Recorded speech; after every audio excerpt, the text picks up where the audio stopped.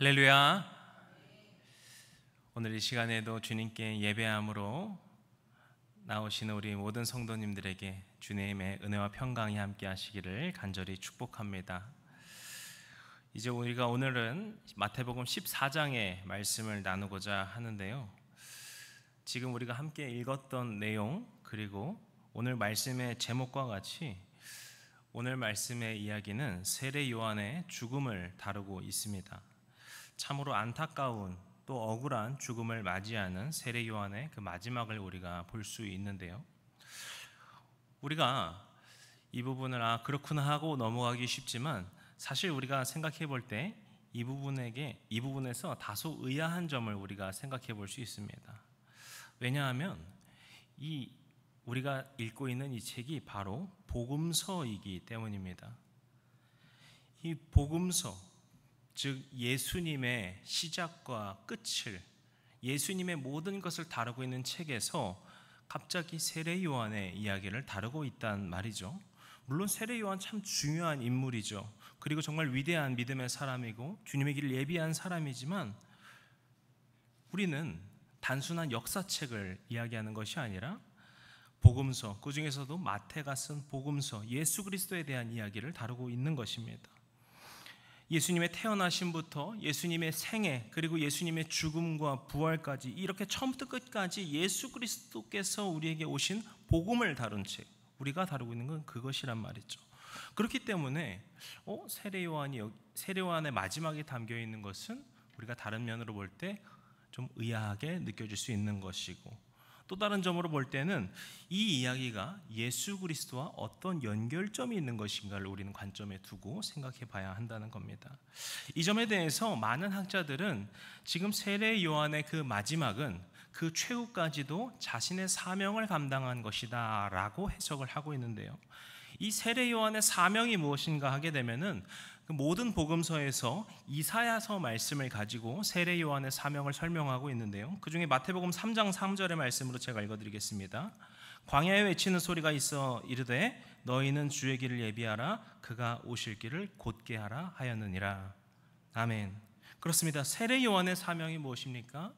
예수 그리스도의 길을 예비하는 사람, 준비하는 사람, 그의 길을 곧게 하는 사람이다 라는 겁니다.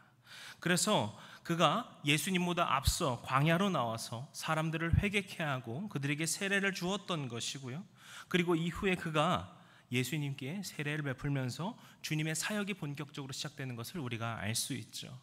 마찬가지로 오늘 본문의 세례 요한의 최후는 예수님의 마지막을 우리에게 묵상케 합니다. 세례 요한이 자신의 잘못이 아니었음에도 불구하고 이 헤롯에 의해 죽게 된 것처럼 예수님께서도 이후에 아무 죄가 없으셨지만 십자가에 달리신다라는 것을 예비하고 있는 것이죠. 이처럼 세례 요한의 삶은 처음부터 마지막까지 주님의 길을 예비하는 사람이었다라는 점을 우리가 볼 수 있는 것이죠. 그래서 우리가 오늘 이 세례 요한의 마지막을 다루면서 그의 모습을 통하여서 우리에게 주는 믿음의 묵상이 무엇인지를 우리가 다루고자 하는데요, 우리가 이를 위해서는 먼저 좀 배경을 좀 살펴볼 필요가 있을 것 같습니다. 우리가 여기서 나오는 헤롯과 헤로디아, 이 사건들이 무엇인지를 우리가 알 필요가 있겠죠. 일단 복음서에는 헤롯이 참 많이 나옵니다. 그래서 동일 인물인가 생각하실 수도 있고 참 여러모로 헷갈릴 수도 있는 일인데요, 일단 복음서에 나오는 헤롯이라고 하는 사람은 어떤 한 사람을 말하는 것이 아니라 그 가문, 그리고 일족을 가리키게 됩니다. 그리고 이 중에 오늘 본문에 나오는 헤롯은 헤롯 안티파스, 헤롯 안디바라고 불리는 사람인데, 예수님이 탄생하셨을 때 그 유아 학살을 명령했던 헤롯 대왕이 있는데 그의 아들이 되는 이 사람이 오늘 본문에 나오는 헤롯입니다. 그리고 오늘 본문 3절에 보시면은 한 가지 이야기가 나오게 되는데요, 우리 3절 말씀 같이 읽습니다. 전에 헤롯이 그 동생 빌립의 아내 헤로디아의 일로 요한을 잡아 결박하여 옥에 가두니. 아멘. 보시면 여기서 헤로디아의 일이라는 것이 언급되는 것을 알 수 있죠. 그리고 이 일로 인하여서 세례 요한이 옥에 갇혔다라고까지 나오게 됩니다. 여기서 말하는 헤로디아는 앞서 말한 그 헤롯 안티파스의 아내인데요, 성경을 보시면은 원래 그의 형제 빌립의 아내였다라고 나옵니다. 이 일이 무엇을 의미하냐면요, 역사적으로 보게 되면은 이 헤롯 안티파스는 원래 나비티아의 왕의 딸과 혼인을 한 상태였습니다. 그러다가 그의 이복 동생인 빌립의 아내 이 헤로디아와 불륜 관계를 맺게 되죠. 그리고 그 첫째 아내를 버리고 그의 형제의 아내를 빼앗았다라고 하는 참으로 기괴한 일을 벌이게 된 겁니다. 이것은 윤리적으로 보아도 심각한 잘못이지만 특히 율법에서는 이것을 가증한 죄라고 분명히 말하고 있습니다. 세례 요한은 이러한 헤롯의 잘못을 공적인 자리에서 꾸짖었던 것이고요, 그로 인해서 원한을 품었던 헤롯이 이 요한을 옥에 가두었다라는 것이 이 배경 상황인 겁니다. 참 이렇게 보면은요, 참 황당한 일입니다. 이 헤롯과 헤로디아는 뭔가 누명을 쓰거나 억울한 일을 당한 게 아니에요. 정말 분명하게 그들이 잘못한 일이었음에도 불구하고 단지 그 잘못을 말했다는 이유만으로 요한을 가두었고 죽이고자 했고 결국 죽였다라는 것이죠. 이 점에서 우리는 먼저 이 죄가 커지는 과정에 대해서 볼 수 있습니다. 자신의 죄가 드러났을 때 내 죄가 드러나면 난 자연스럽게 회개할 수 있지가 아니라 우리는 더더욱 큰 죄에 빠질 수 있다는 거예요. 그래서 우리가 주님께 회개로 나와야 된다라고 하는 것은 정말 주님의 은혜를 구하면서 주님께서 우리에게 회개의 마음을 부어주시기를, 그리고 우리가 그렇게 회개의 자리로 나아오는 것, 이 모든 것이 주님의 은혜라는 것을 이들의 모습을 통하여서 우리는 분명히 알 수 있는 것이죠. 이들은 자신의 죄가 드러났을 때 그 죄를 회개하기는커녕 오히려 더 큰 죄로 끌려가는 것을 우리가 볼 수 있는 겁니다. 그리고 우리가 또 다른 측면에서 보면요, 세례 요한이 참 더 억울하게 느껴집니다.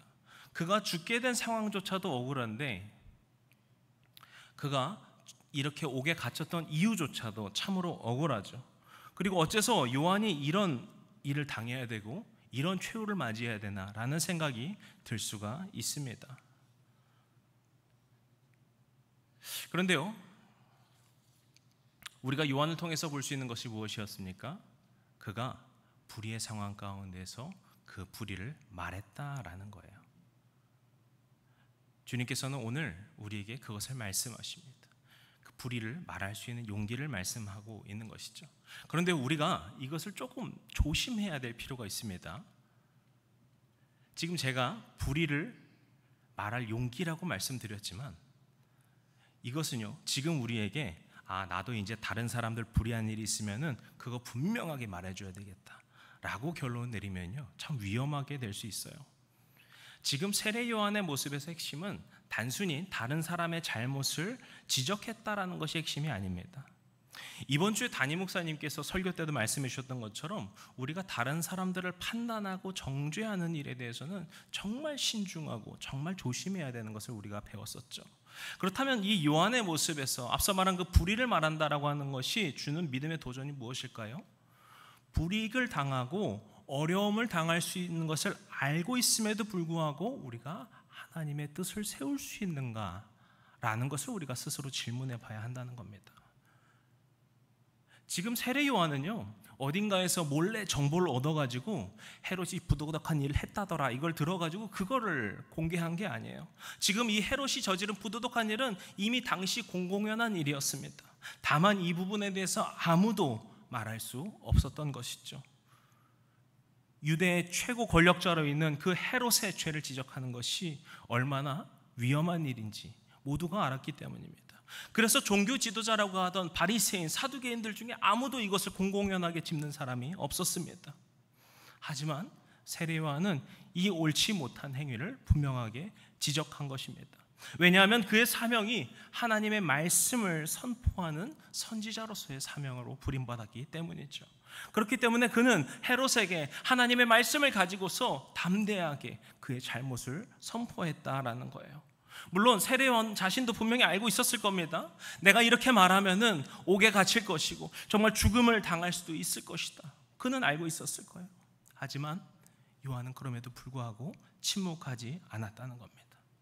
왜냐하면 그 권력이나 아니면 그 위기나 그 두려움이나 고난보다 그는 하나님의 뜻과 하나님의 사명을 더 귀하게 여겼기 때문입니다.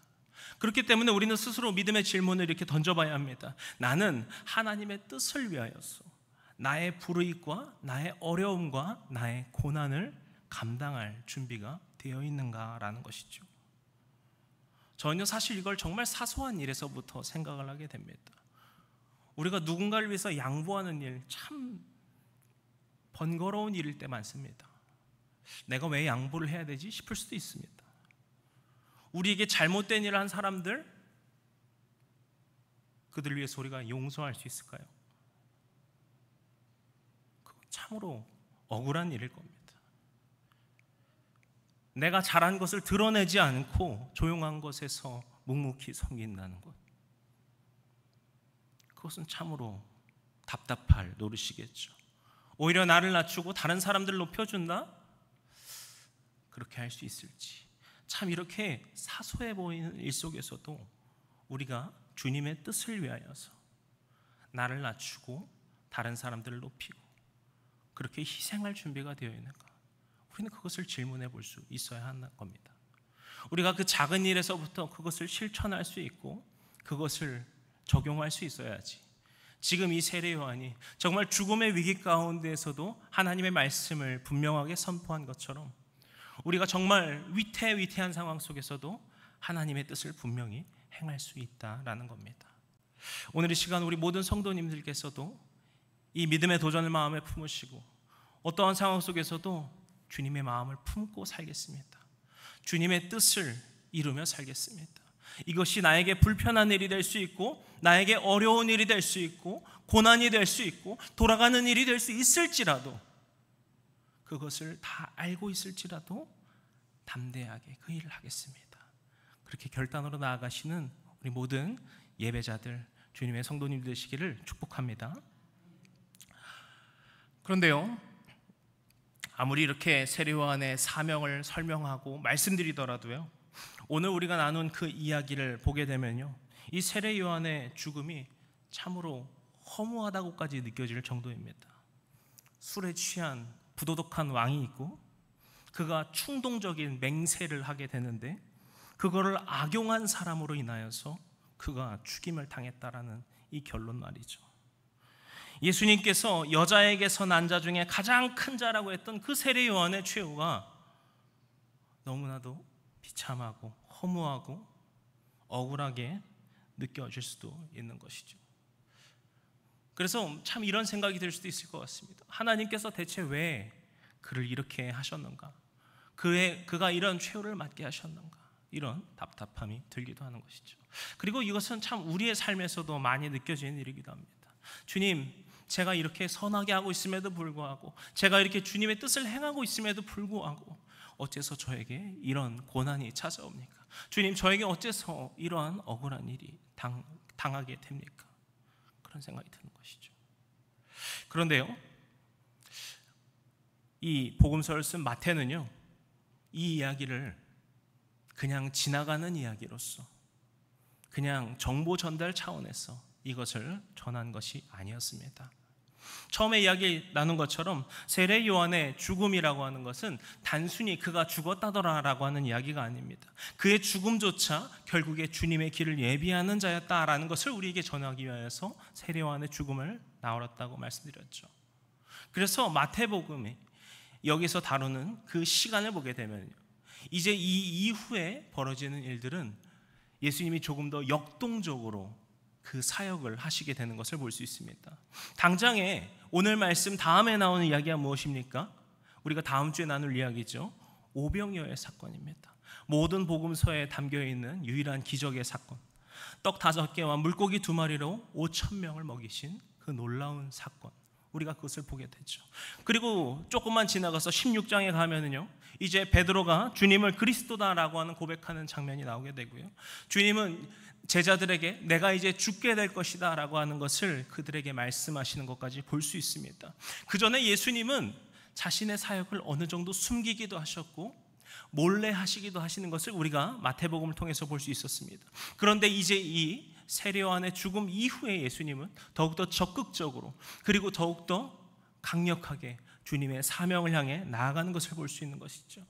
그렇게 마태가 목격했던 세례 요한의 죽음이라고 하는 것은 이 복음의 역동성이 더욱더 깊어지고 강해지는 전환점이었다라고 그는 평가하고 있는 겁니다. 단순히 인간적으로 보게 되면 그의 죽음은 너무나도 억울하고 불합리한 일이었죠.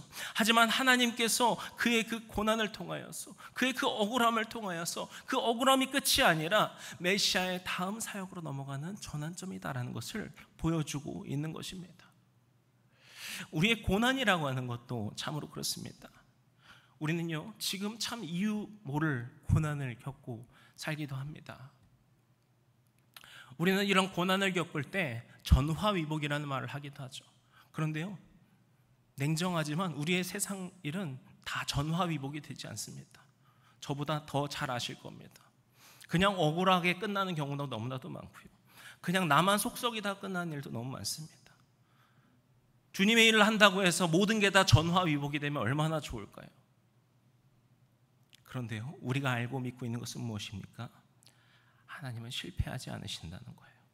그래서 지금은 우리가 모를 수 있고 우리 생이 끝날 때까지 우리는 그 이유를 모를 때도 있을 겁니다. 하지만 하나님의 계획은 우리가 모르는 가운데서도 항상 진행되고 있음을 우리는 기억해야 하는 것입니다.